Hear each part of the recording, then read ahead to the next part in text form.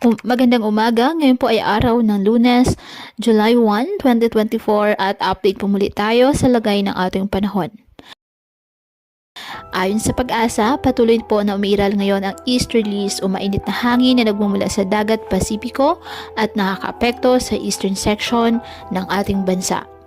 Wala pong bagyo o low pressure area na minomonitor sa loob at labas ng Philippine Area of Responsibility na maaaring makaapekto sa lagay ng panahon.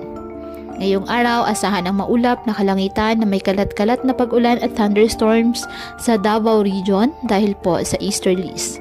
Ang South Cotabato, Sultan Kudarat, Sarangani, Basilan, Sulu at Tawi-Tawi, asahan din po ang maulap na kalangitan na may kalat-kalat na pag-ulan at thunderstorms dahil naman po sa umiiral na Intertropical Convergence Zone.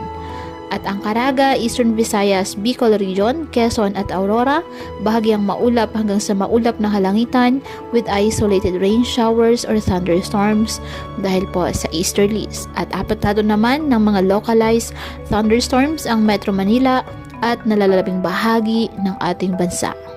Kaya patuloy pa rin po natin na pinag-iingat ang ating mga kababayan sa banta po ng mga posibilidad ng pagbaha at pagguho ng lupa lalo na kapag may malalakas na ulan at ugaliin po na magdala palagi ng payong o hatan mo panangga sa ulan sa tuwing lalabas po ng ating mga tahanan. At yan po muna ang update sa lagay ng panahon ngayong araw. Muli patuloy po tayo na mag-ingat at palaging tandaan, God loves you. Stay safe and God bless.